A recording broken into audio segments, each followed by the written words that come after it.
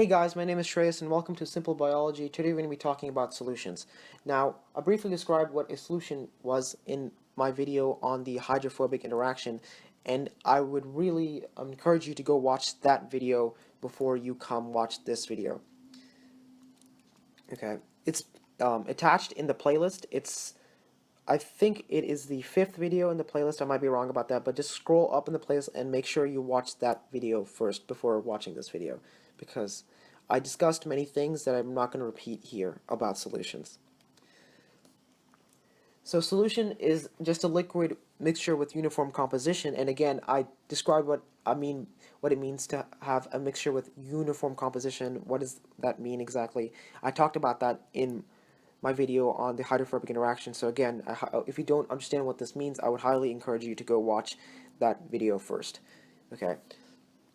So the parts of a solution consist of the solute and the solvent.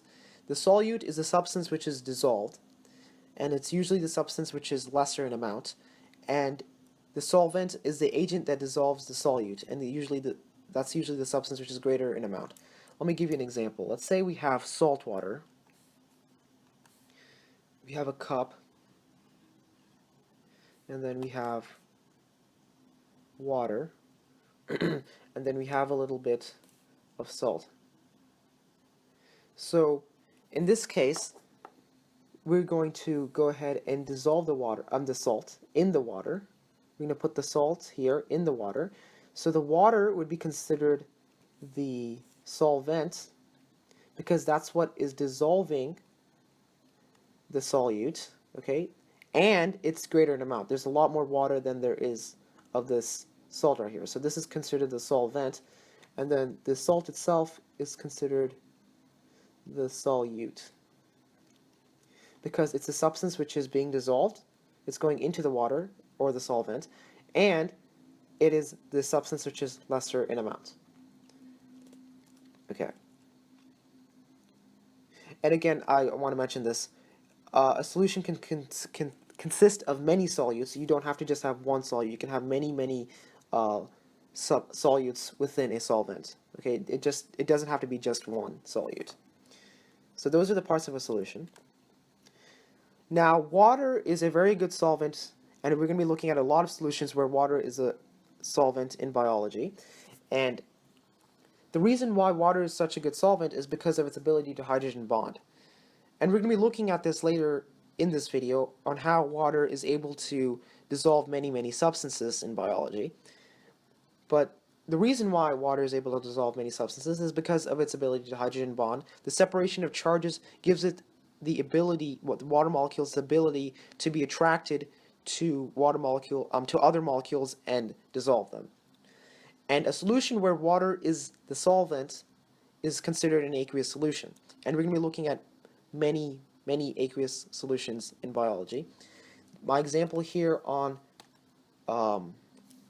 salt acting as a solute and water being a solvent, this would be considered an aqueous solution because water is the solvent in this case. So any solution where water is of the solvent is considered an aqueous solution. The sea itself can be considered an aqueous solution because the sea is a huge solution and has many solutes, not just salt, it has other solutes, but water is a solvent in the sea, so the sea itself is considered an aqueous solution. Okay. Now, let's talk about how water dissolves different compounds, because I mentioned here that water is a very good solvent because of its ability to hydrogen bond. So let's go ahead and see here how water actually dissolves compounds. There's two types of compounds. There's ionic compounds and covalent compounds. If you don't know the difference, then I'd highly recommend that you go watch the video on bonding that we have here at Simple Biology. Okay, so the way a water molecule dissolves an ionic compound is pretty simple, and that's called the solvation process. The solvation process is the process of how water dissolves any solute. Okay, so this compound I have right here is sodium chloride. Okay, and the yellow dots, let's just do this. The yellow dots right here represent sodium ions, and they are positively charged. And the chlorine, these green dots are here represent chlorine ions, and they are negatively charged. So what's going to happen is that the water is going to be attracted to these these ions right here, which have partial positive and negative charges, since water itself also has partial positive and negative charges, and they're going to kind of rip the salt apart.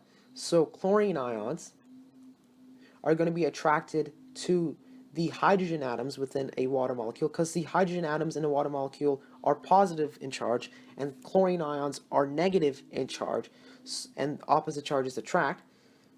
So water molecules will come like this.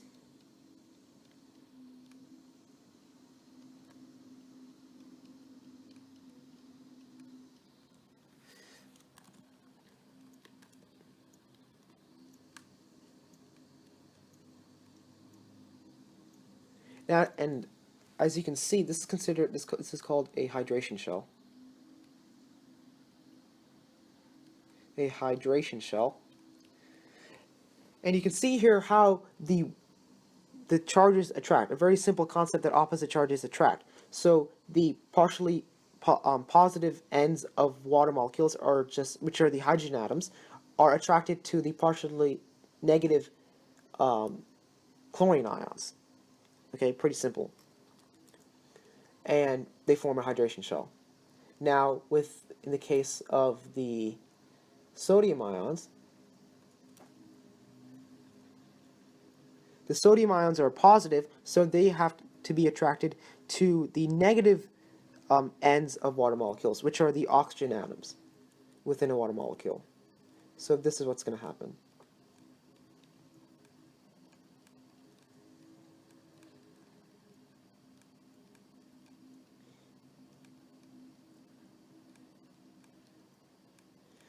And this is also called a hydration shell. You can think of hydration, hydro, that means water, that's a prefix which means water. So you can think of it as kind of like a shell of water which is surrounding the ion itself. And again, the sodium ions are positively charged, and the oxygen atoms have a partial negative charge, so they're going to be attracted to the positive charge of the sodium ions. And you can imagine billions of water molecules just coming and pulling at this compound right here, this ionic compound, this crystal structure, and what will happen is eventually all these ions right here will just slowly be dissolved and turn into hydration shells, and then this ionic compound will stop being a crystal and it'll just be dissolved in water like this, with many, many hydration shells. This will go, and then this will dissolve, and then this will dissolve, and then these sodium ions will dissolve, and slowly all the ions will just dissolve in water like this and form hydration shells. So that's how ionic compounds dissolve. Let's now look at how covalent compounds dissolve. Now, in order for a covalent compound to dissolve, it must be polar. Okay? And I talked about the like-like rule in the hydrophobic interaction video, and I said, remember, that water mixes well only with polar compounds, not with non-polar compounds. And again, a polar compound is a covalent compound which displays the separation of charges, kind of like how water does, where there's one end of a polar, there's one end of the molecule which has a positive end, and then there's another end which has a negative end. So again, that's what a polar molecule is. Now, the way that it dissolves, let's say we have, again, our cup of water, and then we have a small amount of the covalent compound itself, and again, that is polar. And even though we have a small amount, it's made up of billions and billions and billions of molecules. Let's say that molecule is this molecule right here.